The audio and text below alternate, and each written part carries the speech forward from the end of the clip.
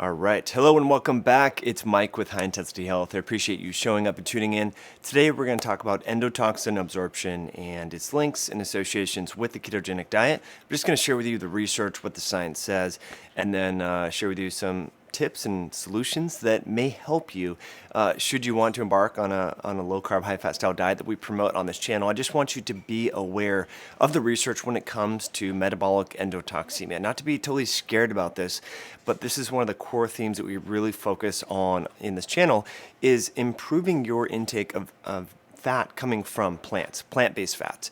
And not that animal fats are inherently bad, but there's a lot of research showing that due to the chain length and the absorption of those animal fats, that they can inadvertently absorb these gram-negative bacterial fragments we know to be called endotoxins, or also known as lipopolysaccharide, and that can trigger inflammation in your body. So I just want you to be aware of this.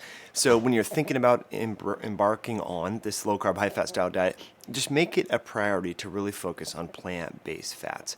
So that's a goal today. That's what we're going to talk about. We're going to define what endotoxin is, where it comes from, how it gets absorbed, not only just from the fat that you eat in your diet, but also just if you have intestinal barrier dysfunction, what we know to be called a leaky gut, and some common signs, symptoms, biomarkers associated with intestinal permeability, even things like, actually, you know what, let me show you this slide real quick here.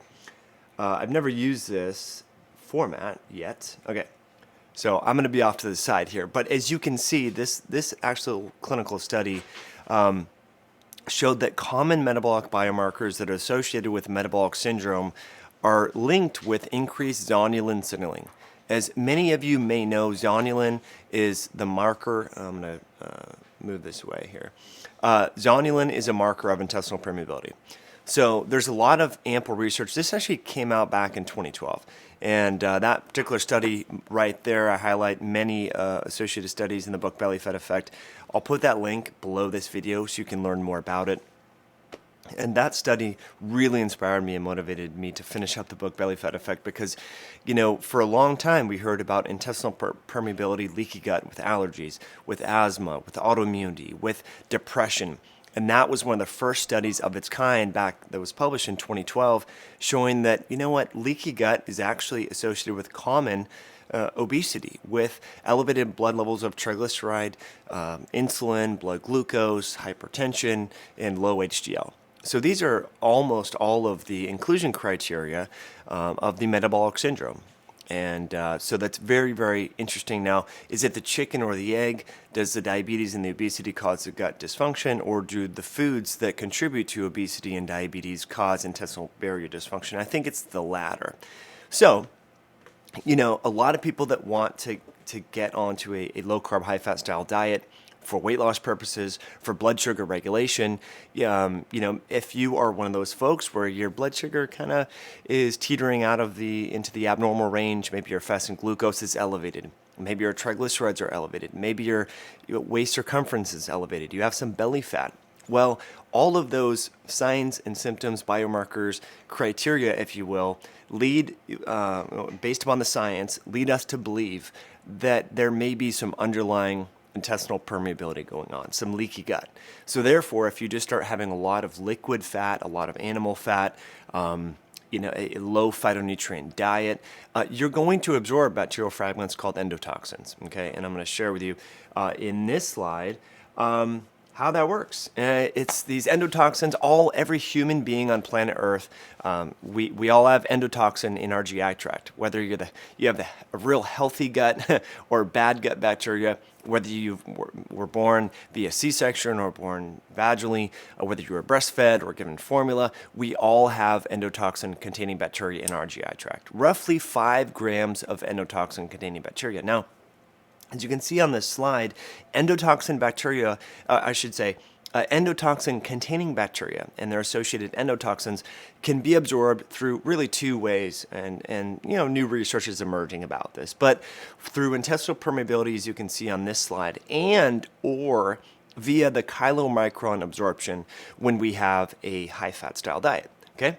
So just keep that in mind. You know, again, not to say that all fats are bad, not to say that you shouldn't go on a high-fat, low-carb style diet, but just be aware that due to the nature of fat absorption and chylomicron synthesis, endotoxins can enter the body that way, and that's what you're seeing on this slide, okay?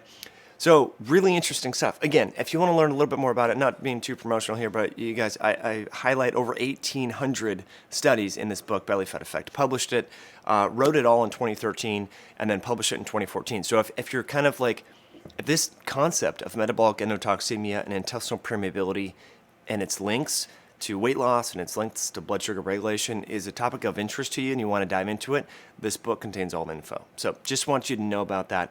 We're providing some of the summaries and key points here, but there's way more details there. Okay, so to summarize, leaky gut is linked with belly fat, diabetes is linked with intestinal permeability, right? So, if you have a little bit of waist circumference, a little bit of belly fat, you have some metabolic aberrations, blood glucose is rising, insulin is rising, triglycerides are rising. All roads lead to Rome, suggesting that, you might have intestinal permeability. Okay? So that means if you really ramp up the fat intake in your diet and don't overcompensate with plant-based fats, with plant-based phytonutrients, with fiber, you might be absorbing these endotoxin-containing particles that are on gram-negative bacteria. And all of which, every human being on planet Earth in their GI tract has roughly 5 grams of these endotoxin-containing bacteria. Okay, so that's enough to kill you. Now, if you were to get into a traumatic accident where you perforated your bowel, maybe a stabbing wound of sorts, car wreck, and your bowel was perforated or torn, and that endotoxin were to leak into your body, it's enough to kill you, okay? And we know this to be called sepsis. So in surgery and trauma units, individuals that are trained, hospitalists and internal medicine docs and stuff, ER docs know this, that septic shock, the body goes into a shock, okay? So think about, sepsis is on the extreme example of metabolic endotoxemia, and having, a lot of liquid fat in your diet, a lot of animal fat, without the associated phytonutrients and fiber is going to cause, it's almost like sepsis. It's on, if sepsis was a U-shaped curve, it's on the lower end, but that's what's going on. And so that's why we see, increased heart rate after people eat, processed food, McDonald's, and, a lot of, processed fats and stuff like that. Without regard to, associated phytonutrients and all that. So keep that in mind. Okay, so what can we do about this? One more thing I want you to know about where endotoxin comes from. And this is how endotoxin was discovered. And I think it's important to address here because it speaks to, really food quality. And this is something that we talked on the show about with many people, including Dave Asprey and others. It's the story of endotoxin, and this is what endotoxin is. It's a bacterial appendage found on gram-negative bacteria. And as I said, there's 2 grams of this stuff in all of our guts at any given... oh my gosh, you guys haven't been seeing these slides. Ugh, here I am talking away. Okay, hopefully I don't have to go back. Endotoxin-containing bacteria, it's this little appendage on gram-negative bacteria. And I have to go back and show you these slides. I am so sorry. Let me pause. Hold that thought on what endotoxin is. This is a slide that I meant to show to you, so I really apologize for that. So I will insert this as a PDF. And so if you're watching now and you want to download these slides that I thought were showing, but they weren't, click the link in the description below. Okay. So here's that clinical study that correlated all these traditional metabolic aberrations with endotoxin absorption, with leaky gut, with zonulin. Here's how these endotoxins can get into the body that I was mentioning earlier through intestinal permeability or through chylomicron formation. So just be aware of that. This is vetted research. On the left of this study, what you're going to see is the chylomicrons being absorbed, and then on the right, what you're going to see is the intestinal barrier dysfunction. And the next study that we're going to highlight here coming up is saturated fat. So don't hate the messenger here. This is what the researchers are finding, that saturated fat intake does lead to endotoxin absorption. So that doesn't mean you should avoid saturated fat. You just need to be aware of that, and I'm going to share with you the tips and strategies. And let me actually go back to this one, because this is actually important. Okay, so endotoxin is not killed by heat. Okay, and so what's the significance of this? Well, a big source of endotoxin absorption Again, I'm not a vegan. I eat red meat just like anyone else does, just not 7 times a day. However, endotoxin is not killed by heat, and endotoxin is really high in meat and animal products. Okay, so the data is mixed on animal product consumption, and a lot of us in the paleo world forever said, "Oh, those clinical studies that show red meat intake and heart disease and cancer." Well, they're not assessing, grass-fed red meat. They're not looking at free-range animals. They're looking at store-bought, things that you might buy at a standard Safeway or Walmart, right?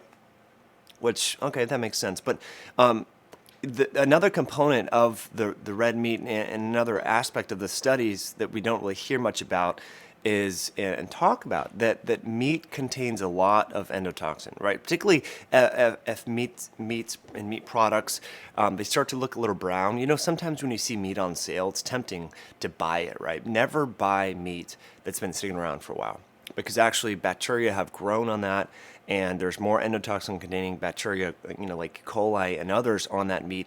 And even though it's on sale, you might save a little bit of money. It might cause you some issues metabolically because it's really enriched in endotoxin. So a lot of studies have shown that. So you want to eat meat and animal products that are very fresh. So again, I'm not a vegan. I'm not saying totally never have animal products, but just be aware that animal products are a source of endotoxins, and you can't really kill endotoxins. I gotta change this back. Gosh, guys, sorry. There we go. These I'm using Wirecast, the software, and the first time I've shown these studies. So sorry that these things were showing, but wanted to provide you with the research. Anyway, endotoxin is not killed by heat, so don't be tempted to buy that grass-fed meat that's on sale. Just be aware of that. Okay, what are some other things that we can do? What are some other foods? Okay, again, talk a lot about this in my book, Belly Fat Effect. If you're interested, you can click the link below this video. And in our e-course, we talk all about this. So how to properly construct a ketogenic diet that is also simultaneously a low endotoxin diet. Because endotoxin absorption actually causes leptin resistance. It causes also inflammation in the body. So it's not really a good thing, right? And so that's where, obviously ketosis is associated with upregulation of anti-inflammatory factors in the body and so forth. So if your ketones are really high, you might be able to mitigate some of this endotoxin absorption from that metabolic effect of just being in ketosis. But it is important, that we construct a ketogenic diet so that's also simultaneously gut healthy and low endotoxin. So some of my favorite foods, this is based on the research that you should know about, is pumpkin seeds. So for whatever reason, pumpkin seeds upregulate this enzyme that helps us to kind of snip up endotoxins in the GI tract, called the alkaline phosphatase. So I think it's pretty exciting, that we have this natural way to upregulate this enzyme, and pumpkin seeds are one of them. Also, ghee butter. So ghee butter, CLA. Conjugated linoleic acid, and also ghee and butter in general can increase butyric acid formation, which can help to mitigate endotoxin absorption. So, but I recommend making sure that you're cooking with butter and so forth, not just having it liquid in a liquid format. So that's my personal bias on this, based upon reading a lot of this research when it comes to absorbing endotoxins and things like that. So some of the butyric acid formed by having butter and its associated compounds, assuming it's grass-fed and low in toxins and from a healthy, sustainable source and all that sort of stuff, can be one way to help to upregulate this enzyme alkaline phosphatase, which can neutralize or detoxify endotoxins. So that's really important. Now, kind of the last category, or last two categories, are fiber and polyphenols. And so that's why, you see on this channel, we really promote a lot of plant-based fat intake, a lot of plant-based compounds, because they're rich in phytonutrients and they're rich in fiber. And so, if you're new to this whole keto thing, and you're hearing this whole other side of the story about endotoxins, and maybe you tried the ketogenic diet and it didn't totally work for you, or maybe it backfired, maybe you gained a little weight, maybe your blood sugar didn't stabilize like other people that you've talked to had, you might want to look into this, minimizing endotoxin absorption and making sure that you're having a lot of these different phytonutrients and fiber in your diet. So how do you do that? Well, just make sure, just simply put, make sure your plate is rich in color, a myriad of different colors. So having just a bunch of butter, bacon, pork, animal fats, without phytonutrients, without herbs, rosemary, tarragon, ginger, garlic, onions, turmeric, without all those compounds, it's not a good thing long term, right? Obviously for vegetable diversity, but also you're not going to get the ability to neutralize some of these endotoxins with the phytonutrients. So a lot of studies have actually come out recently showing that we can neutralize these. We can neutralize the endotoxin effect. If we have liquid fat, or if we have. Let me just show this slide to you. We can neutralize both the absorption and also the secondary metabolic effects of endotoxins being absorbed by just having more phytonutrients in our diet. Some of the ones we talk a lot about in our master classes and in the recipe ebooks that we provide to folks that want to take this to the next step are rosemary, ginger, garlic, turmeric, onions, leeks. Those are all compounds that can really have powerful effects on the body and preventing metabolic endotoxemia. So I'm going to make sure that I'm answering some of your questions. I know some of you are actually tuning in live right now. So let me see what kind of questions that we have here. Thanks for being here, by the way, guys. I really am grateful that you are all here. So what is endotoxin? Hey, everyone. Now slides are available. Yeah, sorry about that. So what is endotoxin? Yeah, so let me just show you this slide. So that's a great question. Whoever, Spive21 says, what is endotoxin? That was a few minutes ago, Spive. But yeah, so it's an appendage on the cell surface of gram-negative bacteria. Okay, so you can just type into Google gram-negative bacteria. There's a lot of different gram-negative bacteria, and the gram-positive versus gram-negative bacteria has to do with their cell wall. And it turns out that gram-negative bacteria on the exterior cell membrane have this little appendage. The analogy that I like to use for this is an endotoxin is like a dog's tail. Not all dogs have big fluffy tails. Some dogs have little stubby tails. Some dogs don't have a tail, like pugs. They just wiggle their butt. And so certain bacteria have different ways of, signaling molecules and different ways of communicating and moving around and all that. And endotoxin is just one of those appendages, like a tail, but the tail's on the bacteria, okay? And it just turns out that this appendage, this tail, can readily cross into the gut. So if we think about our GI tract, that's technically separating the exterior. Like when we eat food, I know we swallow it, so we think it goes into our body, but this tube from the entire alimentary canal is actually exterior to our body. If you were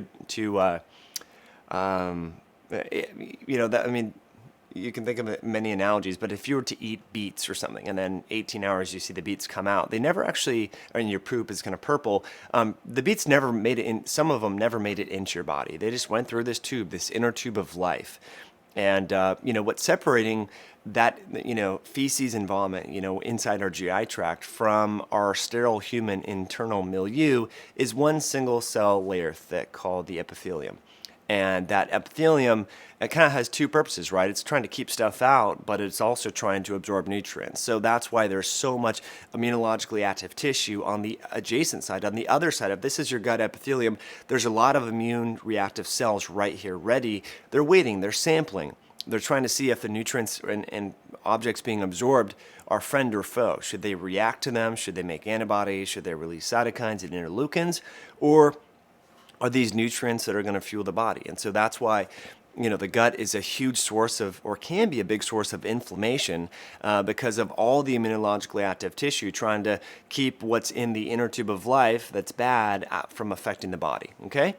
And so it turns out that these endotoxins can readily cross this single cell layer, that we know to be the epithelium, that's very vulnerable to being damaged. And so stress, not adhering to your body's circadian rhythms, you're going to bed at all kinds of different times, rising at different times, over-exercise, there's a million different things. Even just how you're brought into this world. I talk about this, guys, all in the book, all the signs and symptoms of intestinal permeability. This is not a new book, by the way. It's been out for a number of years. So this is a topic that I've been sharing on this channel and in iTunes for a long, long time. Birthing method, where you C-section versus vaginally delivered, breastfeeding, fiber in your diet, early exposure to whole foods. Kids that are not breastfed very long and exposed to real whole foods early on, their gut immune system is not totally developed, and so they might have permeability as a result. Common over-the-counter medications, like proton pump inhibitors and ibuprofen and so forth, affect that. And so that barrier integrity is key to preventing endotoxin from being absorbed. Okay, a couple more questions coming up. Let's see. So toxic chemicals produced by gram-negative bacteria. Thanks for showing that. Okay, the problem is if I eat meat, leptin, foods, can't really, Romania, it's hard to totally make sense of your comment here. So leptin and lectin are not to be confused. Lectins are anti-nutrients found on plants and nuts and legumes. Leptin is a pleiotropic adipocytokine made by fat tissue. It affects appetite and satiety centers, and it also affects the immune system. And, kind of the connection between endotoxin-containing bacteria and leptin is that when we, absorb these endotoxins, they do affect. It's a complex suppressor of cytokine factor signaling 3, SOCS3. This SOCS3 molecule affects leptin signaling. Okay, so endotoxin absorption from leaky gut from a high-fat diet with no phytonutrients causes this SOCS3 to be activated. That affects leptin signaling, and then your appetite, craving, satiety get all out of whack. So just keep that in mind, but leptin, lectin, different things. Yeah, we're talking about different molecules. Dave Asprey and I did a podcast a long, long time ago about this. So right when Bulletproof the Diet book came out, almost 2 years ago now, him and I talked about this. So check that out. And so we differentiate what lectins are versus what leptin is. So keep that in mind. Hello from New Jersey. Thanks for being here, guys. Super excited. Love and Lee says, I think keto started a carb addiction for me. Interesting. Explain that a little bit more. Okay, so XG4MX says, is the absorption of these endotoxins less effective if the plants aren't fresh? That's a good point. Yeah, fresh is always better. That's why you've probably seen on my Instagram and Facebook, we grow a lot of our own fruits, vegetables, have our own chickens that make eggs and all that sort of stuff. Like fresh is best, absolutely. And so that's key, and for a myriad of different reasons. But if you just get fresh vegetables from your backyard and you go cook them, you're also getting bacteria as well, soil bacteria, good healthy bacteria that can help improve your own bacterial diversity. Bacterial diversity is another strategy to help to reduce endotoxin absorption. So great questions, guys. I absolutely love this. Okay, so what's the take-home message? Yeah, someone says, like, come on, give me this. What's the take-home message? Take-home message, simply put, I'm going to turn up the take-home message. A lot of people in our space, the low-carb, high-fat space, don't really consider food quality. They focus too much on macros, and they're eating too much processed liquid fat, processed meats that are high in endotoxin, and they wonder why they can't lose weight. They wonder why even though they're on a ketogenic diet, their weight still fluctuates. They can't really burn that extra fat. A lot of research shows that it could be this metabolic endotoxemia. It could be from gut health. So that's point number one. Point number two, think beyond the macro. We really need to have a diet rich in phytonutrients, rich in flavonoids, rich in fiber, rich in plants. And plant-based fats don't seem to have the same effect in terms of absorbing these gram-negative endotoxin-containing bacteria. So make sure that your diet is ample, is rich. If you're going to do this low-carb, high-fat style diet, make sure it's rich in plant-based fats. It's so common for people just to load up on pork and butter and all that sort of crap. And not that that's bad altogether, but it needs to be done in the right context. And so that's why, in our e-course, I'll put the link below this, in our Insider members area, we really, really, really, really promote the use and help people add more variety of vegetables and plant-based fats so they're getting those phytonutrients and not causing this endotoxin absorption. And, factor number three, some of the processed foods and real foods. So processed foods can decrease this enzyme called alkaline phosphatase in the gut. Real whole foods and real, plant-based fats can upregulate this enzyme, and that can help snip up endotoxin absorption. So that's another big take-home message, guys. And there's other lifestyle factors like exercise, like cold stress exposure, like deep breathing, like meditation that can help your body to mitigate and surmount endotoxin absorption as well. So it's not just about your diet. There's other lifestyle factors, and that's a big focus on our e-courses, a big focus in our members area where we help you understand the other factors, beyond the diet, beyond the macro, that can help your body respond and overcome endotoxin absorption. So, and last but not least, processed meat and meat that's been sitting around for a while. So if you're going to have animal products, make sure they're very fresh. Go buy them from the farm. Go to the farmer's market because you want the freshest meat possible. Endotoxin is not killed by heat, and so you want to make sure that if you're buying animal products that are prone to bacteria growth, because when animals die, bacteria start to grow. This doesn't really happen to plants so much, but it still does, but not to the same level.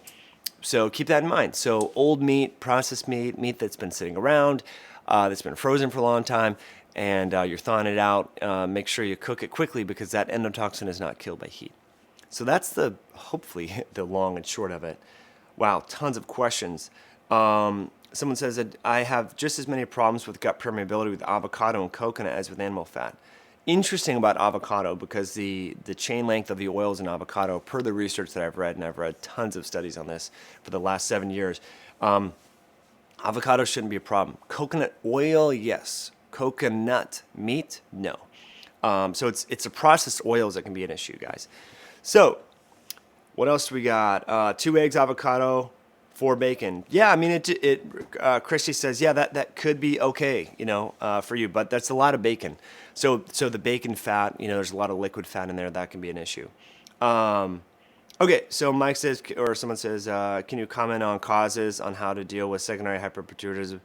Yeah, so you have a lot of questions. So those specific questions on your medical and health, we address those in our insider area. So you had a question about your pituitary and all that. Go to highintensityhealth.com/insider. Specific questions, and all that. That's where we can get a little bit more detail there. Is organic foods recommended to avoid endotoxins? And do you recommend fasting to help prevent endotoxin to grow? So endotoxins in and of themselves don't grow. They're found on bacteria. Bacteria are in your gut, regardless. And what we want to focus on here is preventing the gut barrier from being altered or damaged or augmented.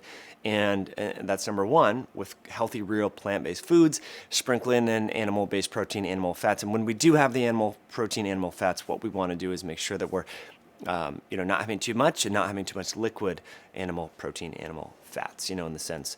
And so that's one thing, talked about that with Dr. Tommy Wood. So he really articulates this very well in a past interview. So type in YouTube, Dr. Tommy Wood. It will pull up the video that we did, and we talked all about gut health, gut bacterial diversity, and endotoxins. So hopefully that helps. Really, really, really good questions, guys. I appreciate you being on. These are always fun to do live. So I'm actually going to go work out myself. I hope you go get out and get some natural sunlight to entrain your body's circadian rhythms. Next week, what I would love to do with you, if you're interested, is talk all about the circadian clock system. So I'm sorry for looking down here. This is something that I haven't addressed on the channel very much, but have talked a lot about in this book, Belly Fat Effect. Again, this is just a great resource. A lot of you have read this and know about it. I published this back in 2013. So some of the concepts are now, a lot of people are starting to talk about this, but I've been, really educating healthcare practitioners on these topics for the last decade, and I want to share them with you. I think a lot of you are citizen scientists. You're ready for this next level of awareness. So next week, we're going to talk more about circadian rhythms, the circadian clock system, and how that can affect your body's ability to burn fat, to store fat, and actually how we, throughout the day, we process different macronutrients better than when we're sleeping, and why sleep is so important, and all these different connections. And our gut has its own circadian clock system, and it's really, really fascinating stuff. So I would encourage you to look beyond the macro, right? I mean, we focus a lot on carbs, protein, fat, and all that, but there's so many other factors that really affect our metabolism and our body's ability to burn or store fat and regulate blood sugar. And that's what this channel is about. This is High Intensity Health, where we really empower you and educate you to look at different lifestyle factors that affect your metabolism and your health. So I really, really appreciate you tuning in. If you like this video, please give it a thumbs up.